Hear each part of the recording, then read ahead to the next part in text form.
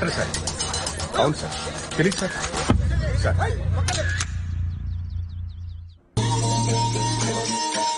ఇతని పేరు సింహాద్రి నాయుడు. ప్రతి యుగంలో ఒక రాక్షసుడుంటాడు.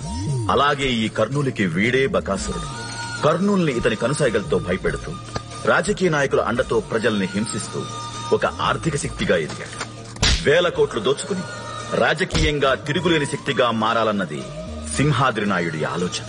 వీడికి ఎవరైనా ఎదురు తిరిగితే మరణమే శరణ్యం.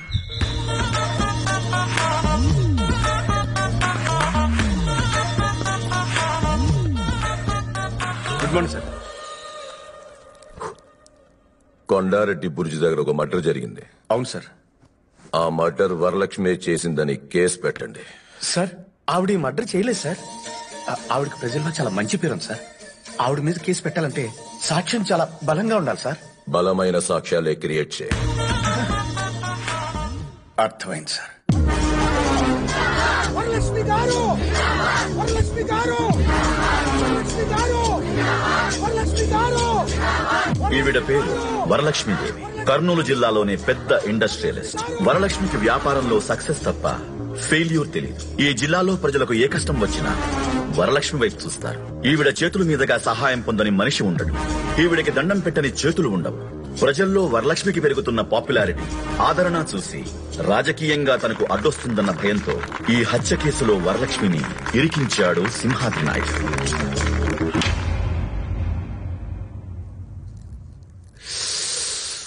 వరలక్ష్మి, నేనే తప్పు చేయలేదు.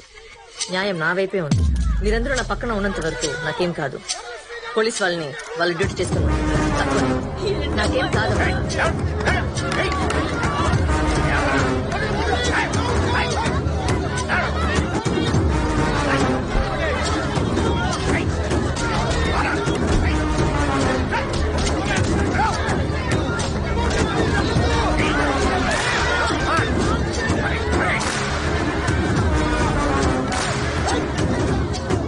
ఇప్పుడే కలుస్తాను. బాని అర్జెంట్ గా లాయర్ గారిని కలవడానికి ఏర్పాటు చెయ్యి. అలాగేమ్మా.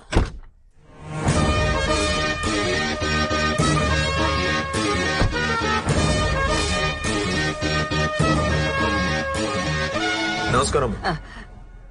నమస్కారం లాయర్ గారు. మీరేం టెన్షన్ పడకండి, అంతా విన్నాను నేను. వరలక్ష్మి గారు ఎంత మంచివారు, ఆవిడ ఎన్ని మంచి పనులు చేశారో నాకు మాత్రమే కాదు, జిల్లా మొత్తానికి తెలుసు. ఆవిడని కేసు నుంచి నిర్దోషిగా బయటికి తీసుకురావడం నా బాధ్యత. చనిపోయిన భూపాల్ 3 నెలల క్రితం మా అమ్మాయి దగ్గర పిఏగా జాయిన్ అయ్యాడు. నిన్న రాత్రి అతన్ని ఎవరో చంపేశారు. ఇదంతా చూస్తుంటే మా అమ్మాయిని ఇరికించాలని ఎవరో చేస్తున్న కుట్రలాగా అనిపిస్తుంది. మీరే కాపాడాలి లాయర్ గారు. అయ్యో, ధైర్యంగా ఉండండి మేడం. నేను తప్ప వరలక్ష్మి గారిని బయటికి తీసుకొచ్చే లాయర్ ఈ కర్నూలులోనే లేడు.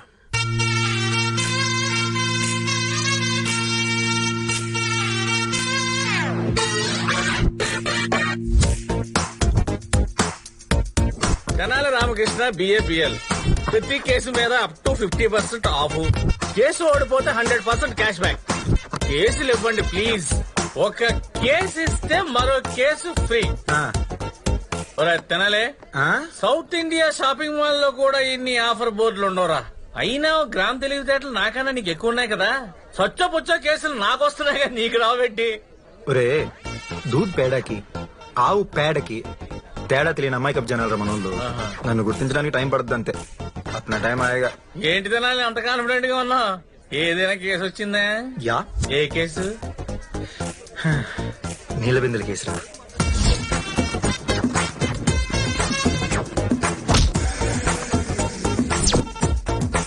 అదేదో లంకి బిందులు కేసు అన్నట్టే చెప్తున్నావు. ఒరే, ఎంత పెద్ద మామిడి చెట్టు అయినా చిన్న మామిడి ట్యాంక్ లోంచి పుడతారా. కొన్ని ట్యాంకులు ట్యాంకుల్లాగే ఉండిపోతాయి. నాకెందుకు నీ టెంక పగిలిపోతుంది స్ట్రాంగ్ ఫీలింగ్ రాసిందిగా. కాస్త జాగ్రత్త. అబే, అదిగో క్లయింట్ వచ్చేసాడు. అయిపోయేంటి? చూసాడు. అమ్మో, వెళ్ళిపోతున్నాడు. Sir sir sir sir sir మీరేంటి సార్ బ్యాంక్ వాళ్ళని చూసి విజయమాల్యా పారిపోయినట్టు పారిపోతున్నారు. మనం ఇవాళ కేసు ఫైల్ చేయాలి. నేను లాయర్ని మార్చుకున్నానయ్యా. సార్ లాయర్ని మార్చుకోండి సార్. పొద్దున్నే స్నానం చేసేటప్పుడు నా నిర్ణయం మార్చుకున్నాను. స్నానం చేసినప్పుడల్లా మార్చుకోవడానికి అదేమన్నా అండర్వేరా? అయినా మీకు అండర్వేర్ వేసుకుని అలవాట్లేదు అనుకుంటాను. ఈడెవడయా నల్ల కొట్టు కంటే నల్లగొన్నాడు? కోర్టుకు వస్తాయా?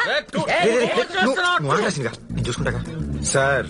కుర్రాడు కదా కేసు వాదించాడు అనుకున్నారు కనుక నేను ఆర్గ్యుమెంట్ ని పెప్పర్మెంటా చెప్పిచ్చేస్తాను. అదే నేను లో పాయింట్ పెట్టాను అనుకోండి, అవతలోడు ప్యాంటు తడిసిపోవాల్సిందే. నేను ఒక్కసారి కోర్టు హాల్లో అడుగు పెట్టానా జడ్జికి జడ్జిమెంట్ నా వైపు ఇవ్వడం తప్ప వేరే ఆప్షన్ ఉండదు. నాకు నువ్వు వద్దయా? సార్ ఫీజు ఎక్కువ అవుతుందని ఫీల్ అవ్వకండి సార్. మా వాడి దగ్గర బోల్డ్ ఆఫర్లు ఉన్నాయి. ఒక కేసు ఇస్తే రెండో కేసు ఫ్రీ. పేటిఎం లో పే చేశారనుకోండి 50% క్యాష్ బ్యాక్ ఆఫర్ సార్. ఒకవేళ మా వాడు పూర్తిగా ఓడిపోయాడు అనుకోండి 100% క్యాష్ బ్యాక్ ఆఫర్.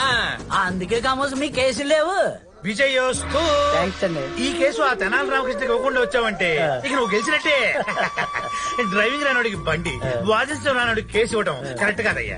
ఇతను చూడు, పేరు గుత్తి గురునాథ్. ఈ కేసుకి ఇతనే పర్ఫెక్ట్ లాయర్. నేను నమ్మి నా కేసు ఆ తెనాలి గారికి ఇవ్వకుండా ఈయనకి ఇస్తున్నాను. మరి కేసు ఇవ్వడమే కాదు 4,000 ఫీజు కూడా ఇవ్వాలి. మరి ఇస్తామండి.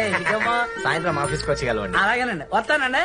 ఇదిగో రాజుగారు, ఆ తెనాలి గడికి కేసు ఇవ్వకుండా చేశానని ఎవరితో అనకండి. వాళ్ళెవరు నేనెందుకంటానండి. అదే కదా, మన కమిషన్ 2,000 ఇచ్చిందే 4,000, అందులో నీకు 2,000 కమిషన్. అంతే కదా మరి. మా లాయర్ల కంటే మీ బ్రోకర్ల పనే బాగుందయ్యా. బ్రోకర్ అని పిలవకండి, చీఫ్ గా ఉంది. బ్రో అని పిలవండి. ఏడ్చావులే. ఇదిగో పట్టు 500. ఏంటి 500? సిగ్నల్స్ దగ్గర బిచ్చకాడు కూడా తీసుకోవాలి. ఇదే ఎక్కువ. తలపల్లిపోతుంది స్ట్రాంగ్ టీ చెప్పరా. సరే, మన కేసులు వచ్చేది ఎప్పుడు, గెలిసేది ఎప్పుడు, పెద్ద లాయర్ అయ్యేది ఎప్పుడు?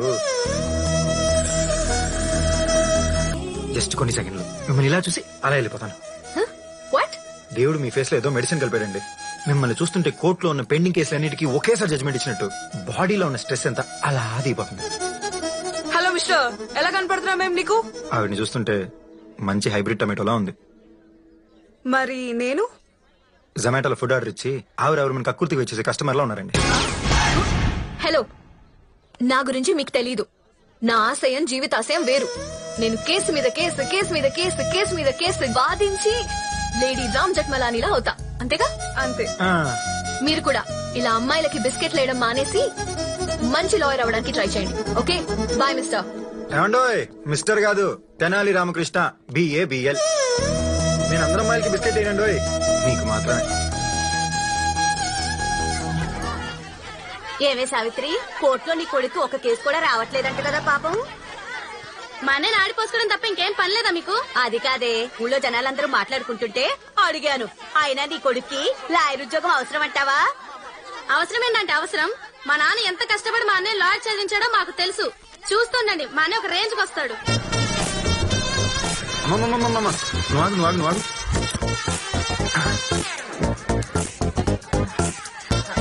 అరే నీకెందుకు నాన్న? రే స్కూటర్ రా. ఆడనే తీసుకెళ్తాలేమ్మా. ఇప్పుడే వచ్చేస్తారా? Love you. ఏదన్నా కేసు వచ్చిందా? లేదమ్మా, ఎవడో సగం సన్నేసిగాడు నా కేసులు రాకుండా సున్నం పెడతాడేమో నా డౌట్ అమ్మా. ప్రతి కేసు చేద్దాగా రావడం, అలాగే వెళ్ళిపోవడం. Coming going, coming going. నీకు కేసులు రాకుండా చేస్తున్న సన్నాసి రోడ్డు మీద వెళుతూ వెళుతూ ఏ మేన్ హాల్ లోనే పడిపోవాలి. ఇదే నా శాపం. నువ్వు బాధపడకమ్మా, రేపు ఒక ఆయన వచ్చి నాకు కేసు ఇస్తా అన్నాడు. ఈ మ్యాటర్ నాకు తప్ప ఇంకెవడికి తెలియదు. దీన్ని నేను తలకు మాసినాడు వచ్చి చెడగొడతాడు, నేను చూస్తా. ఆగలేస్తుంది పా. అదే ఆడి కేసు ఇవ్వడం వేస్ట్ అయ్యా. ఆ తెనాలి గడి కేసు ఇవ్వడం అంటే టాస్క్ ముందు మ్యాచ్ ఓడిపోయినట్టే. ఇప్పుడు చెప్పవా, నీ కేసు ఆ తెనాలి రామకృష్ణకి ఇస్తావా లేదా మా పిడుగురాళ్ళ సుబ్బారావుకి ఇస్తావా? గీతలోకి ఇష్టంలాగా మీరు ఎంత బాగా చెప్పాక కూడా మళ్ళీ ఆ తెనాలకి ఎందుకు ఇస్తారండి? మన పిడుగురాళ్ళకే ఇస్తాను. గెలిచినట్టే. ఈడిప్పుడు చెడు ఈ వేసాడేంటి?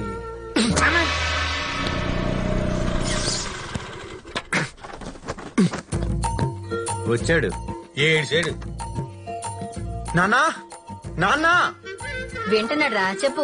ఫ్రెండ్షిప్ చెడగొట్టే వాళ్ళని చూశాను, పెళ్లిళ్ళు చెడగొట్టే వాళ్ళని చూశాను, కానీ కొడుకు వచ్చి కేసులు చెడగొట్టే మొదటి తండ్రి నేనే వస్తున్నాను. అసలు తండ్రివా మావిడి తాండ్రవా? నీ కేసులన్నీ ఫసాక్ ఫసాక్ చేసింది మావయ్య. అంటే మన మ్యాన్ హాల్ లో పడిపోవాలని నేను శాపం పెట్టాను. మీ ఆయన your honour. Oh my God, please cancel the request. అబ్బో, అన్ని గొప్ప కేసులు. మరి సైకిల్ బెల్లిపోయిందని, స్కూటర్ లో పెట్రోల్ దొంగతనం చేశారని, ఒక హీరో పోస్టర్ ని ఇంకో హీరో ఫ్యాన్స్ చించేశారని, అవన్నీ కేసులు. మళ్ళీ వాటిని వాదించడం. అసలు లాయర్ అంటే ఎలా ఉండాలి? లాయర్లా ఉండాలి. నోరుపై పవర్ఫుల్ గా ఉండాలి. తెనాలి రామకృష్ణ వాదిస్తున్నాడంటే అవతలోడు ఓడిపోయినట్టు ఫిక్స్ అయిపోవాలి. ఆడు లాయర్ అంటే మరి. మరి తండ్రి అంటే ఎలా ఉండాలి? కొడుకు కోట్లలో ఇవ్వాలి ఆస్తి అంటే. నువ్వు నాకేమిచ్చావు? ఈ నల్ల కొట్టు, ఈ డొక్కు కొట్టు తప్ప. నేను డొక్కునా? సారీ బంగారం, ఏదో ఫ్లో లో తిట్టేశాను. నువ్వు అలక్క ప్లీజ్. నీకు తెనాలి రామకృష్ణ పేరు పెట్టినందుకు మంచి లాయర్ బాబు చాలు. అబ్బో ఇదిగో బావా చేతి నిండా కేసు జేబు నిండా డబ్బులు ఉండేవాడు కూడా లాయరే. చెప్పు మీ మామయ్యకి రెస్పెక్ట్ కావాలట రెస్పెక్ట్. ముందు ఆ మందు తగ్గించమను, ఆరోగ్యం పడైపోగలదు. మాది అయిపోయింది, నువ్వు పెగ్గేస్తావా? చిచి, తండ్రి ఎదురుగుండా కూర్చుని మందు కొట్టి అంత సంస్కారం లేని కొడుకు నేను కాదు. రూమ్ లో దాతాను.